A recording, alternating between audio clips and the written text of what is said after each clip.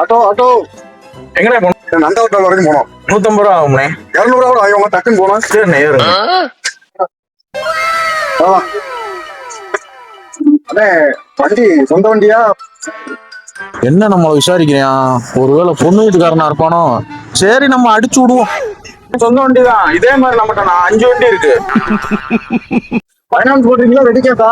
பைனான்ஸா? பைனான்ஸ்ங்கிற சோதிக்காரன் கிடையாது, எல்லாமே ரெடி கேஸ்டேன். ஓஹோ அப்படியா? சரி சரி சரி போங்க போங்க. இங்கதான் நிப்பாடுங்க நிப்பாடுங்க. இது என்னடா பைனான்ஸ் கம்பெனி கிட்ட நிப்பாட சொல்றியா? வண்டி நிப்பாட்டுங்களேன். Sir sir sir sir sir திட்டிடுறேன் சார். சார் பைனான்ஸ் காரங்களா நீங்க? சார் சார் வாங்க முத்துப்பாண்டி சாவி கொடுங்க. Very good. அசிஸ்டன்ட் கமிஷனரா உன்னை ப்ரொமோட் பண்றேன். ஆர்டர் ரெடி பண்ணுங்க. Thank you sir. 6 மாசமா டிமிக்கி கொடுத்துக்கிட்டு இருந்தா இன்னைக்கு தான் வேலை செஞ்சீங்க, பரவாயில்லையே. உடனே பிடிச்சிட்டீங்களே. சார் சார் சார் நீங்க ஒரு நாள் சார், நாளைக்கு வந்து கட்டிடுறேன் சார். சிக்க மாட்டேன்னு நினைச்சேன், சிக்கிட்டே இல்ல சார். வரும்போதுல இவன் பில்டப் என்ன தெரியுமா? 5 வண்டிக்கு ஓனரா, பைனான்ஸே கிடையாதான். டேய் இவன் வேற என்னை ரொம்ப டார்ச்சர் பண்றான்டா. மாறி வாயா, இந்த வண்டியை உள்ளதுக்கு போடு. உள்ளதுக்கு போடு வண்டியை.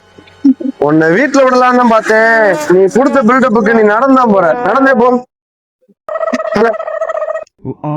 எனக்கு ஆட்டோ தொழிலே வேணாம்டா, மறுபடியும் குப்பையை பறக்க போறேன்டா.